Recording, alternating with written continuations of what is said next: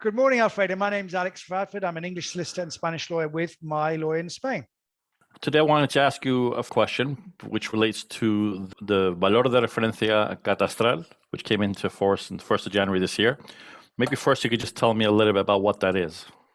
If we just go back even before that, so last year and years before, if you bought a Spanish property, we would always check the catastral value, the taxable value of a property. Okay.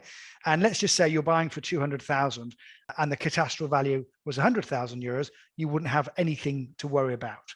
But if it was the other way around, then there was always a risk that the regional tax authority could inspect that purchase and transaction, because they say, you've bought for 100,000 euros, but actually the taxable value is 200,000 euros. Something is going on here which doesn't kind of quite add up. And they could issue a complementary tax bill. Okay. And that process, I'd say maybe 1 in 10 properties had that issue. And up until last year, you had various options. You could wait for the tax authorities to contact you, and then you could appeal against that, or you could pay the extra tax. And depending on how much it was, Alfredo, our advice to clients was to maybe wait and receive the actual claim from the tax authorities. And what the Spanish authorities have done now is they've kind of made that process what I think their opinion was to make it easier, but has actually made it more difficult, because they introduced this law on the 1st of January. And now you've got the market price, and every deed that is signed, they're putting this catastral reference in there. And some properties don't even have that. So they'll have a catastral reference, but they won't have the value for a catastral reference. So we've acted for clients recently, purchased a property, catastral reference, but no taxable value, which is a bit strange. So in effect, you just buy there at the market rate, and that should be sufficient. But what we are finding is that some properties are coming out with a higher taxable rate than the purchase price. And that's when it causes an issue now. So we're talking about the transfer taxes applicable. Yeah. So basically, transfer tax, depending on where you buy in Spain. So the Canaries, you buy a secondhand property, you pay 6.5%. Andalusia at 7%, Murcia 8%, Costa, Blanca, Valencian region 10%, Catalonia 10% too. So what's important now, and as I said, we've been doing this for quite some years, is we'll check the taxable value and the market rate and see if the taxable value is higher. And if you've got a problem with that now, so if the taxable rate is higher from the 1st of January 2022, the law states that you have to pay the tax on the higher amount. So whereas last year we would wait for the property to be the property values to be reviewed and considered, and maybe a complementary tax bill issued, now the law wants you to declare at the higher rate, which is really quite unfair, because we've got clients selling property, say, for 350,000 euros, and the taxable rate is 450. So a buyer is going to come in and all of a sudden have a massive tax bill. Would I be right to say that this is probably going to be even more noticeable once the market cools down a little bit and the prices maybe drop a little bit, or they're not as high as they are now, that there's going to be a bigger disparity between the two? It depends on the region you're in. I mean, some regions have got a long way to go on property prices going up. Other regions maybe hit the ceiling. But generally, I'd say, obviously this law is here to stay, but I do think that there's got to be a change, because it's the Spanish tax office is saying your property is worth X, and they're not allowing you to appeal against that value.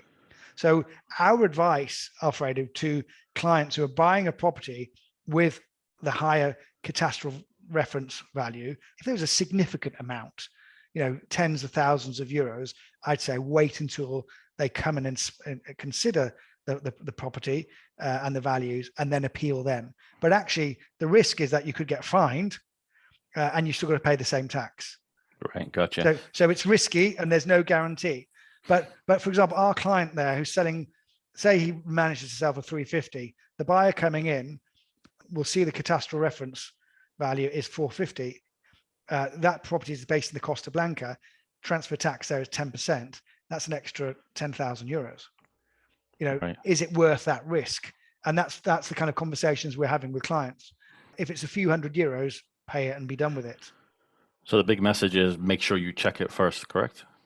Check it first. And actually, as I said, some properties have these values, some don't. Okay, so then going to this article that I saw in Idealista the other day, the headline roughly translated was something to the effect of the new Referencia Catastral knackers home auctions or something to that effect. The idea with the home auctions is that you get them, you get it at a very good price, but you're still stuck paying this Valor de Referencia. What did you make of that? Is that the nub of it? That is the nub of it. So basically, what I would be saying there is that the auction houses, when they're advertising those properties for auction, should be inserting the catastral value there. What we found before this law came into force is that if the catastral value was higher than the purchase price and we had an inspection, if you appealed, 9 times out of 10, the value of that appeal or the value of the property was being reduced. But as I said, now this law doesn't contemplate you appealing, which is just manifestly unfair. Any property purchase that you're considering, I'd ask the estate agent for the catastral reference value.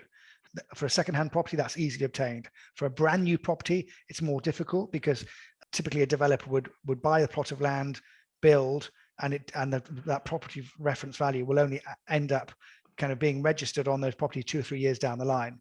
So we're really only concentrating on second-hand properties here. Right. So yeah, do your homework. Speak to your independent lawyer about what that value is. Yeah.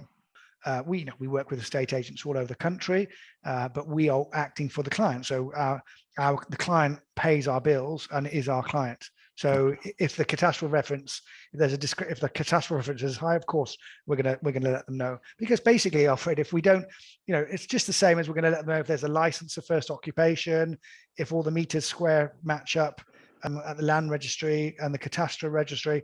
We're going to carry out our due diligence on the property that the client is interested in, and then it's up to the client to decide what they want to do. Okay, so if they want some advice on the subject and they want to contract your services, what website should they visit? Well, basically, they can contact me by email to aradford@mylawyerinspain.com, or they can visit our website and give me a call on our website, which is www.mylawyerinspain.com.